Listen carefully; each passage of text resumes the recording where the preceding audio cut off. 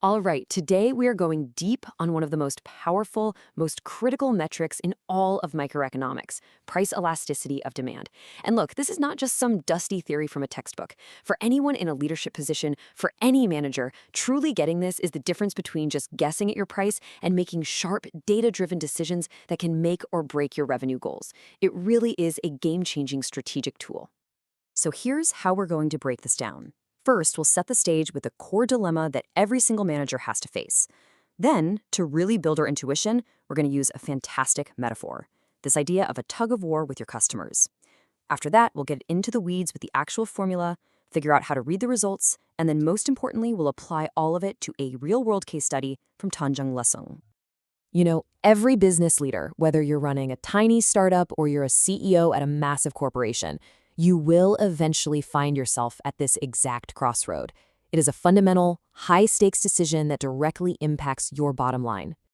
So let's put you right in the manager's chair. The pressure's on, you've got to increase revenue. Now you've got two big levers you can pull on your desk, a price up lever and a price down lever. Think about it. If you raise the price, sure, you make more money on every single unit you sell, but you're probably going to sell fewer of them. Or you could lower the price. You might bring in a flood of new customers, but you're making less on each sale. So which path actually leads to more money in the bank? The classic consultant's answer is, well, it depends.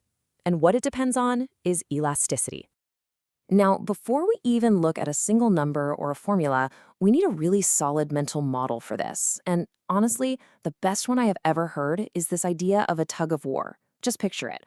On one side of a long rope, you've got your business. And on the other side, that's all of your customers.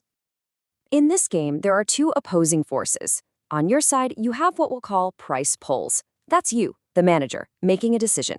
You pull on that rope by either raising or lowering your price. But on the other end of the rope, the market responds. That's the quantity reacts. How many people actually buy your product after the price change? This isn't just a simple cause and effect. It's a constant, dynamic struggle between your decisions and how your customers feel about them. Okay, and here is the absolute key to this whole thing. You have to know what kind of rope you are holding. In some markets, that rope is like a giant, stretchy bungee cord. We call this elastic demand. You, the manager, give just a tiny little pull, maybe a 5% price increase, and whoosh, your customers go flying. The quantity you sell just plummets. But in other markets, that rope is like a thick steel cable. This is inelastic demand. You can pull on that thing with all your might, a huge price hike. And the other side, the quantity demanded, it barely even moves.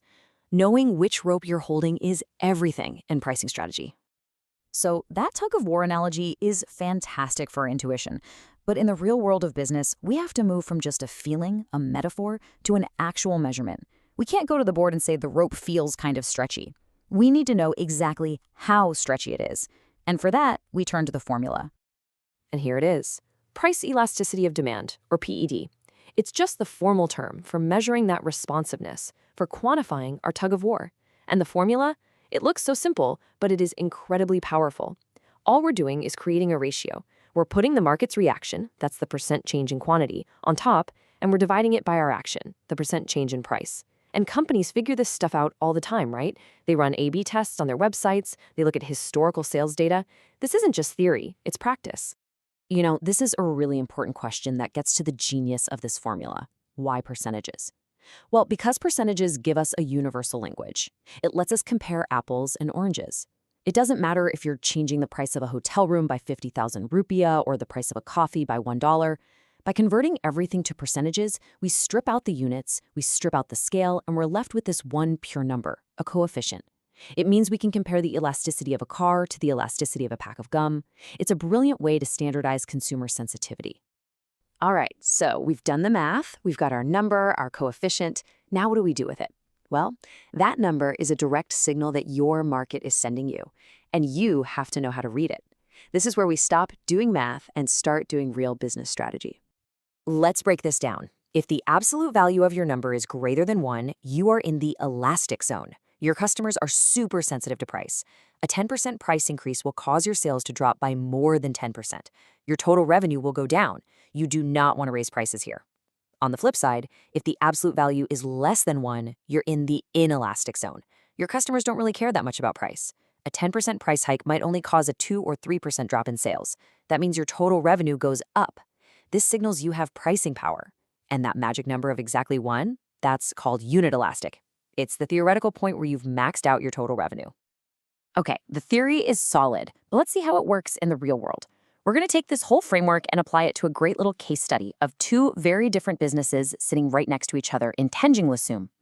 So look at our 2 players here. First, the budget homestay. Who are their customers? Backpackers, people who are, by definition, watching every penny. But here's the most important factor: substitutes. There are many neighbors. If this one place raises its price, that backpacker can literally walk 10 feet to the next guest house. That fierce competition is what creates highly elastic demand. Now compare that to the presidential suite. The customers are wealthy, they're buying an experience, privacy, luxury, and the key? There are very, very few substitutes. This lack of alternatives creates that steel cable, highly inelastic demand.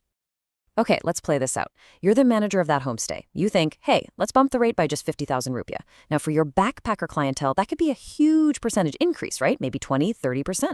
Because their demand is elastic, that stretchy rope. You should expect a drop in your bookings of more than 30%. As the source material says, they will simply walk to the neighbor's house. Your total revenue is going to crater. So for you, the manager of the homestay, the answer to our very first question is crystal clear. If you want more revenue, you should probably be thinking about lowering your price to pack the place out. Now let's switch hats. You're running the presidential suite.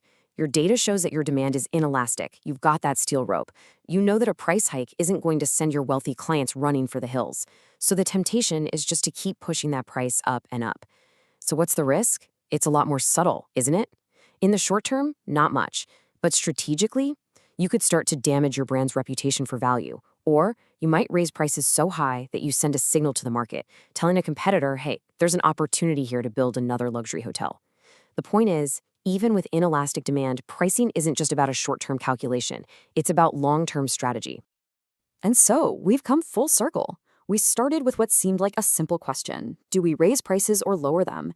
And we found that price elasticity of demand gives us a concrete, data-driven way to find the answer. So now you know how to measure your customer sensitivity. But the work isn't done.